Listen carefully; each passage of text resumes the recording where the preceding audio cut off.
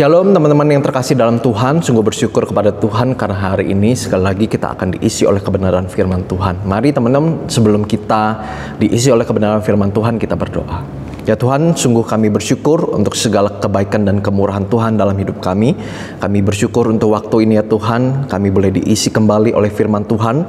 Tolong setiap kami ya Tuhan, supaya kami juga boleh mengerti dan memahami akan firman Tuhan. Kami percaya firman Tuhan begitu penting, firman Tuhan begitu luar biasa, membentuk, memproses kehidupan kami, bahkan mendewasakan kehidupan kami ya Tuhan.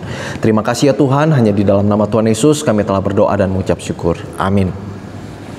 Ya teman-teman, hari ini kita akan membahas sebuah tema yang berjudul Fight or Flight.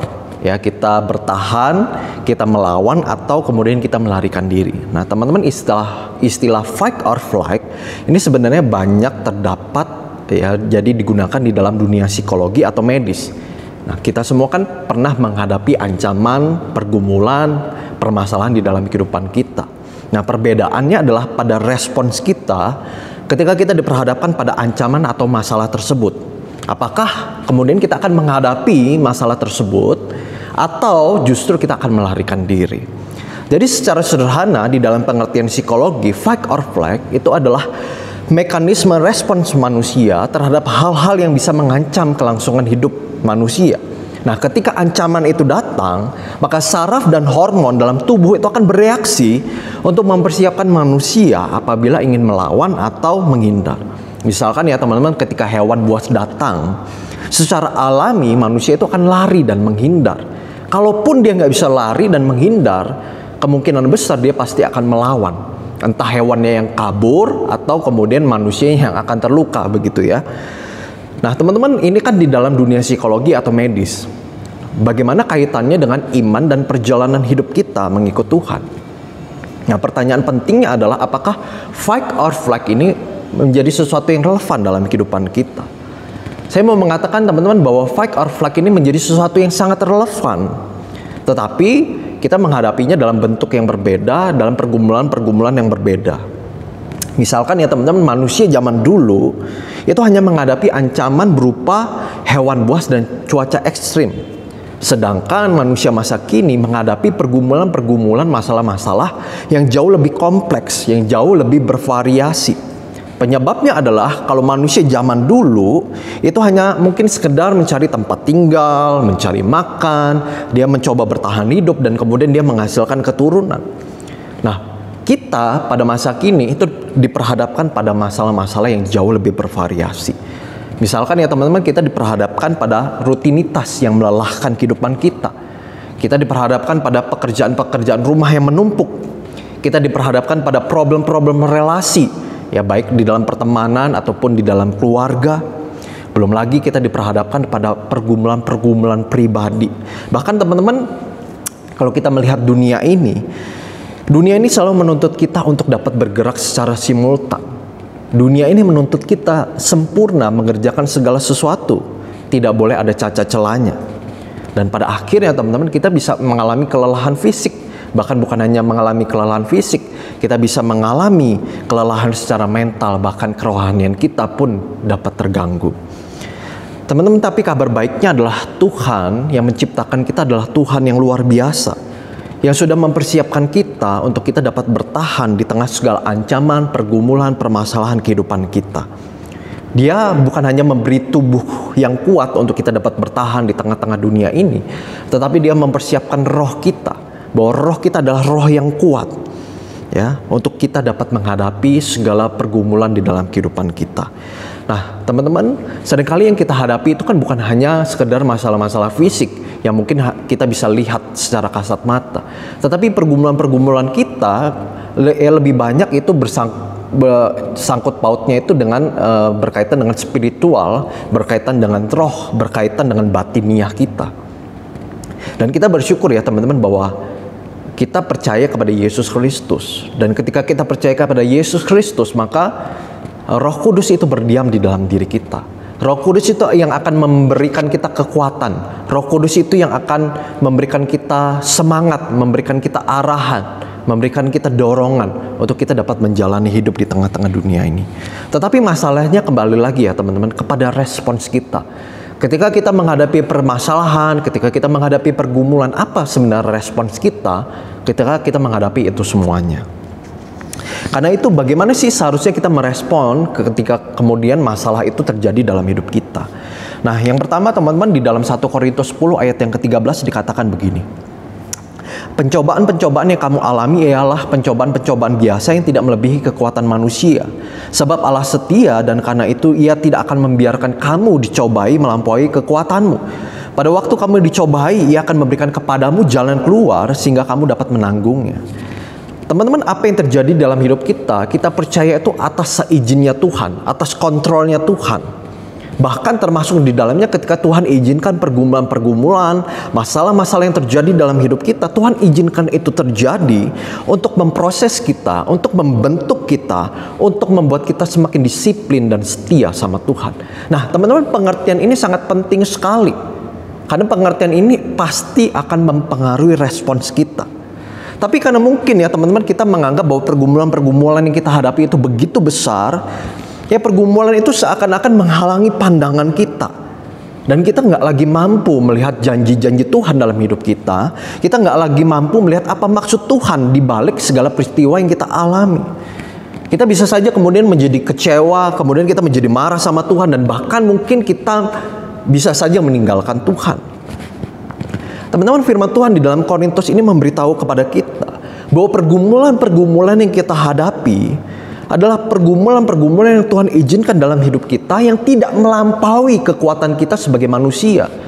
Teman-teman, ketahanan kita, setiap kita tuh pasti berbeda-beda. Dan Tuhan itu sangat mengenal kita. Dan Tuhan itu pasti akan memberikan pergumulan atau permasalahan dalam hidup kita tidak melampaui kekuatan kita sebagai manusia. Tapi bukan berarti teman-teman ketika Tuhan memberikan pergumulan tidak melampaui kekuatan kita, kemudian kita menjadi mengandalkan diri kita sendiri. Tidak boleh begitu teman-teman. Teman-teman, menyertakan Tuhan dalam hidup kita itu sangat penting sekali loh. Ketika masalah terjadi dalam hidup kita, ketika pergumulan terjadi dalam hidup kita, kita tuh mau taruh Tuhan ada di posisi yang seperti apa sih?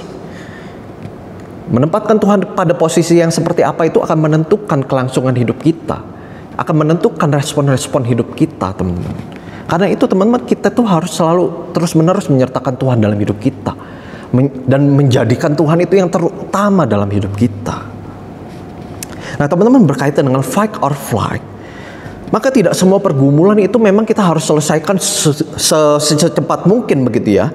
Ya kadang-kala kita mungkin ingin cepat-cepat begitu ya, karena wah ini gimana nih, masalah ada, masalah muncul begitu ya. Kita pingin jalan keluar yang tercepat. Nah teman-teman, kita memang harus menghadapi pergumulan, tetapi ada kalanya teman-teman kita perlu berdiam diri, bukan melarikan diri dari masalah-masalah yang ada. Kita perlu berdiam diri, ya. Berdiam diri untuk apa? Untuk mengarahkan hati, untuk mengarahkan pikiran dan pandangan kita hanya kepada Tuhan, dan memohon sekali lagi anugerah dan kekuatan yang Tuhan berikan dalam kehidupan kita untuk kita kemudian dapat menghadapi pergumulan kehidupan. Nah teman-teman, inilah keyakinan kita bahwa Tuhan memberi pergumulan kepada kita tidak melebihi kekuatan kita. Ya, dengan keyakinan bahwa Tuhan akan terus membuka jalan bagi kita, dengan keyakinan bahwa Tuhan tidak memberikan pergumulan tidak melebihi kekuatan kita, maka seharusnya kita dapat berdiri tegap dan terus melangkah menjalani kehidupan ini. Nah ini teman-teman, respon yang sangat penting dalam kehidupan kita. Dan yang kedua teman-teman, pergumulan yang kita hadapi itu seringkali mengungkapkan kualitas iman kita. Pergumulan seringkali membongkar aib-aib kita di hadapan Tuhan. Pergumulan seringkali menyadarkan kita bahwa hidup kita sedang tidak baik-baik saja. Pergumulan seringkali mengungkapkan dosa-dosa yang mungkin kita sering lakukan dalam hidup ini. Dan bisa jadi kita selama ini di dalam menyelesaikan problem-problem yang ada, mungkin kita tuh hanya mengandalkan diri kita sendiri, mengandalkan hikmat kita, mengandalkan kepandaian kita. Ya kita memang ingin menyelesaikan problem-problem itu teman-teman. Tetapi justru problem yang utama bukan terletak pada masalah yang kita hadapi di depan kita.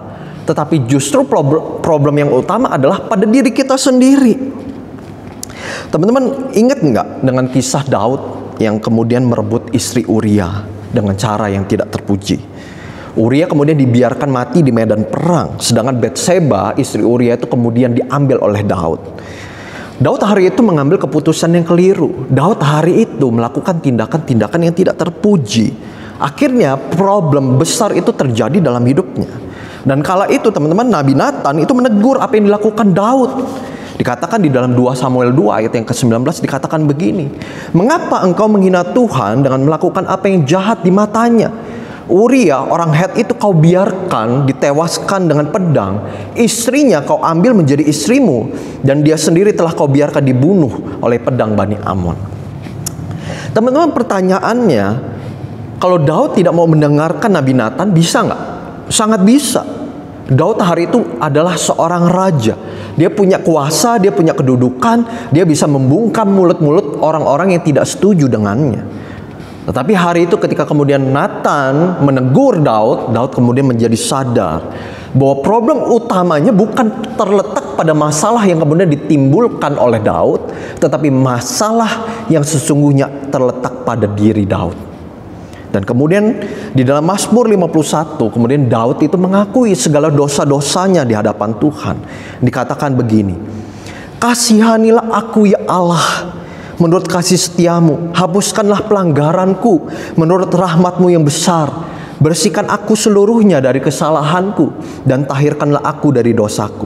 Sebab aku sendiri sadar akan pelanggaranku, aku senantiasa bergumul dengan dosaku." Nah teman-teman, pada saat kita menghadapi masalah, pada saat kita menghadapi pergumulan, apa sih sebenarnya yang kita akan putuskan dalam hidup kita? Kita akan fight, kita akan hadapi. Permasalahannya teman-teman, ketika kita menghadapi masalah, pertanyaan selanjutnya dengan cara yang seperti apa? Dan bersama dengan siapa? Apakah ketika kita menghadapi masalah, kita mengandalkan diri kita sendiri? Kita mengandalkan kepandaian kita? Kita mengandalkan hikmat kita? Dan kita tidak lagi menyertakan Tuhan dalam hidup kita? Atau teman-teman, ketika kita menghadapi pergumulan di dalam hidup ini, kita justru melarikan diri dari masalah-masalah yang ada. Nah, justru teman-teman, kalau kita melarikan diri, artinya sebenarnya ada masalah di dalam diri kita. Bisa jadi bukan masalahnya yang menjadi problem utama, tetapi diri kita yang tidak mau diproses oleh Tuhan, yang tidak mau dibentuk oleh Tuhan, dan kemudian kita mau melarikan diri dari masalah-masalah yang ada di dalam kehidupan kita. Nah, teman-teman, kita bisa belajar dari Daud.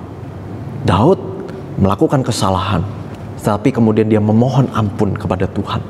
Dia menghadapi masalah itu, dia nggak lari dari masalah itu. Dan dia mengerti bahwa yang salah itu adalah dirinya.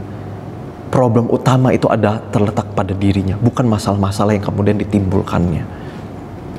Nah teman-teman, sekali lagi ketika kita menghadapi masalah, apa sih keputusan-keputusan yang kita buat dalam hidup kita?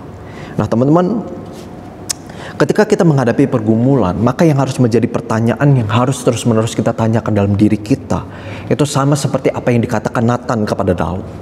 Mengapa engkau menghina Tuhan dan melakukan yang jahat di mata Tuhan? Mengapa engkau menghina Tuhan dan melakukan apa yang jahat di mata Tuhan?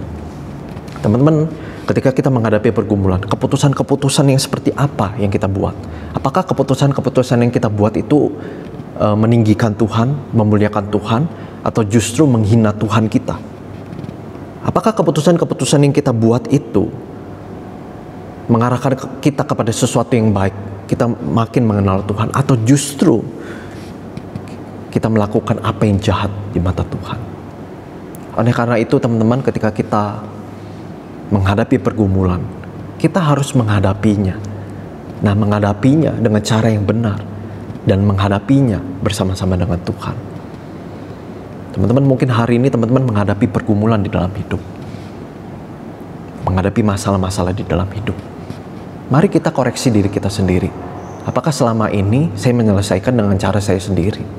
Atau kita bertanya kepada Tuhan, kita berdiam diri kepada Tuhan, kita memohon anugerahnya, supaya Tuhan juga menolong kita, membantu kita, mendewasakan kita, untuk kita kemudian dapat memberikan keputusan-keputusan yang penting di dalam permasalahan-permasalahan yang kita hadapi. Ya, semoga teman-teman firman Tuhan yang kita dengarkan hari ini boleh memberkati kita. Mari kita berdoa. Ya Tuhan, kami sungguh bersyukur untuk segala kebaikan Tuhan dalam hidup kami. Kami tahu ya Tuhan, dalam perjalanan kami mengikut Tuhan, ada pergumulan-pergumulan yang akan kami hadapi. Ada masalah-masalah yang akan kami hadapi. Masalahnya Tuhan, ketika kami diperhadapkan dengan masalah-masalah itu, keputusan-keputusan seperti apa yang akan kami putuskan?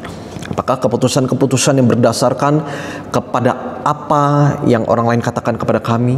Keputusan-keputusan yang kami buat sendiri dengan kekuatan diri kami sendiri, atau kami menyelesaikan dengan cara Tuhan dan kami menyertakan Tuhan dalam kehidupan kami? Tolong kami ya Tuhan, supaya apa yang kami putuskan tidak menghina Tuhan, bahkan kami tidak melakukan apa yang jahat di mata Tuhan. Berkati setiap kami Tuhan, di tengah segala pergumulan-pergumulan kehidupan kami. Kami mau terus menyertakan Tuhan, menjadikan Tuhan yang terutama dalam hidup kami. Terima kasih ya Tuhan, hanya di dalam nama Tuhan Yesus kami telah berdoa dan mengucap syukur. Amin. Shalom teman-teman yang terkasih, Tuhan memberkati kita semua.